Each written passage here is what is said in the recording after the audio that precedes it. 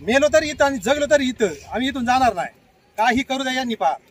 यांनी कारवाई केल्या त्यांनी बरं झालं. त्यांचं ना अभिनंदन सगळ्या राजकारणाचं पण आणि ह्या अधिकाऱ्यांचं सुद्धा अभिनंदन. आमच्या कारवाई केल्या, आमची घरं पाडली आणि आमची मुलं बाळा आता उन्हात ठेवली. त्यांचं अभिनंदन, त्यांचं स्वागत सगळ्या सरकारचं पण आणि ह्या अधिकाऱ्यांचं आणि त्या कलेक्टरचं पण. त्यांचं सगळ्यांचं अभिनंदन. का पुन्हा पण परत या आणि अशाच कारवाया करा. तुमचं अभिनंदन आमच्यातर्फे. देशाचा मालक असताना सुद्धा त्यांच्या अशा पद्धतीचे अन्याय आणि अत्याचार केले आणि त्यांचं सगळ्यांचं अभिनंदन. पोलीस प्रशासनाचं, तो DSP आलाय त्याचं अभिनंदन. सगळ्यांचं अशाच कारवाया करा आणि तुमचं असंच बल होऊ द्या, हेच आमचं म्हणणे. काही इथं तुम्ही काय जंगल तोड करत होते का? काही जंगल तोड केली नाही आम्ही. तुम्ही तुमचा कॅमेरा फिरवा. आम्ही जंगलही जपतोय आणि शेती करतोय. आम्ही अजिबात आम्ही आदिवासी आहे. फक्त आम्हाला कळलंय जंगल जल जंगल आणि जमीन काय ते ह्या बाडव्यांना नाही कळलं आजूबाजूला. आणि या आजूबाजूचे हे 4-5 गाव आहेत ना, यांचे सुद्धा ग्रामपंचायतचं अभिनंदन. का अशा गरिबांना असे सतत अन्याय करा, हेच आम्ही सांगतो आमच्या शब्दातून. सतत अन्याय करा असेच. आणि राजकारणाला सुद्धा म्हणावा, ज्या ऑथॉरिटीनं ज्या सरकारने यांना परवानग्या दिल्या, ज्या कलेक्टरने परवानगी दिला ना, त्यांचं अभिनंदन. असंच गरिबांना आणि सगळ्यांना अन्याय करा, असे त्यांची घरं पाडा. का तर लय मोठे घरं बांधून दिले त्यांनी. असंच करा म्हणा तुम्ही. सरकार तर म्हणतं गोरगरिबांना आम्ही घरं बांधून देतो. गायरांना जागा किती घरं बांधून दिली बघा. इडी वगैरे 5 टाकी होती त्या सुद्धा पाडून टाकल्यात. आणि काय घरं बांधून दिल्या सरकारने, हे असंच करा म्हणावा. अख्ख्या देशात आहे ना आदिवासी ना जेवढे जिथं गरीब राहतोय ना त्यांच्या घरा असेच बुलडोजर फिरवा म्हणलं. 50 JCB फिरवा. कोणी नेते मंडळ नाही आले का तुम्हाला काय मदत करायला? नेते मंडळी जिवंत आहेत का? फक्त जातीवादपणा जिवंत आहे. जातीवादपणा, जात फक्त ह्यो मराठा तो भिंतून तो आमचा तो फलाना, ह्या जातीवर फक्त हे राजकारण जगू नये म्हणून हे फक्त अन्याय चालू आहेत. आणि आम्ही हे सहन करणार नाही. एकदा केलं वारंवार हे सहन करणार नाही. कायद्याने करतोय, आम्ही सुद्धा कायद्याने करतोय. आम्ही जो SC भारत सरकारचा यांना पत्र व्यवहार दिला, त्यांनी आजपर्यंत त्याचं उत्तर दिलं नाही. आम्ही 5 पत्र व्यवहार केलेत, राष्ट्रपतीपर्यंत पत्र व्यवहार केलेत. मग यांनी त्याचं पत्राचं आम्हाला उत्तर का दिलं नाही, का आमच्यावर कारवाई केल्या, यांना प्रश्न विचारा. आणि असंच अख्ख्या सरकारला या कलेक्टरला त्यांना सगळ्यांना त्यांचं अभिनंदन करा. त्यांचे हार घालून त्यांचे सत्कार करा. आमच्यावर कारवाई केल्या, हे लय बरं झालं. आमची घरदारं पाडली, आमची मुलं आता उघड्यावर ठेवली या जंगलामध्ये ना, त्यांचं अभिनंदन करा. गेल्याच्या नंतर आमच्यातर्फे त्यांना हार घाला. आमच्यातर्फे या सगळ्या अधिकाऱ्यांना, त्या DSP ला घाला, त्या PSI ला घाला आणि कलेक्टरला, या तहसीलला घाला. सगळ्यांना हार घाला. का या गरिबांची घरं पाडून त्याला उघड्यावर ठेवलं, हे लय मोठं उपकार केलं तुम्ही आमच्यावर.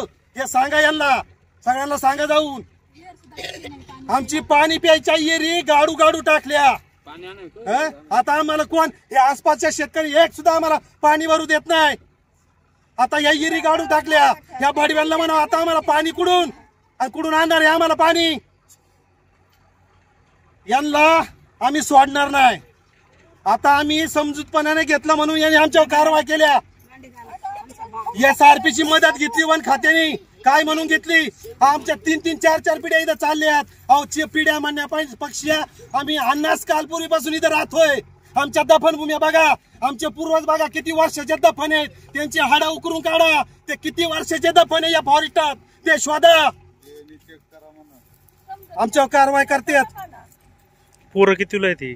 कुठे पोरं काही 1ली, 2री, 3रीला, काही 10वीला, काही 11वीला. आता हे बघा उघड्यावर ठेवलेत. आता कसं राहायचं आम्ही इथं? बोर्डाच्या परीक्षा चालू आहे.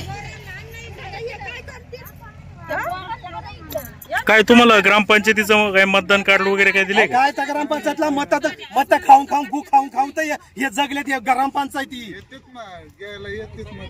मतदानाच्या टायमाला इथं तोंडवाशी चालत यात आणि इतर टायमाला कारवाई करा आतून बोट घालीत यात. आणि काय ग्रामपंचायती या गडाच्या चारू बाजूच्या या ग्रामपंचायतीचा सपोर्ट येते यांना कारवाई करायला. कोणती ग्रामपंचायत? हे टोटल वडगाव, कांदळी, खोडद, हिवरे, परत येडगाव, या सगळ्या ग्रामपंचायती याच्यामध्ये कारवाईमध्ये हाते यांचे. एक फक्त मतदानापुरते तेवढे पाया पडत चालत किलोमीटरवरून. इथून पुढे आम्ही मतदान सुद्धा करणार नाही यांना. अशाच मनावर जातीवादपणा करा आणि अशाच गरिबांना अन्याय करा. ती एक विहीर होती ती सुद्धा याने बुजून टाकली. कुठं पाणी 2 विहिरी होत्या तिकडे एक खाली होती इथं एक होती. हा? एवढ्यांचं पाण्याचं प्यायचं काम होत होतं. आता कुठं पाणी प्यायला जायचं. एवढल्या पोरं हे करायचे. मी जेवलेत का काही भांडी कुंडी ठेवले नाही सारं गाव घेऊन गेले ते. आमच्या घरामध्ये आमचं खाण्याचं पाण्याचं सगळं सामान होतं. मुलांचं कपडे वगैरे सगळं होतं. ते घेऊन पण गेले आणि बाकी सगळं मोडून टाकलं. तुम्ही तिथं बघू शकता. आमच्या खाण्याच्या वस्तू वगैरे सगळं त्यांनी दाबून टाकलेले. सगळ्या सापराखाली दाबून टाकले.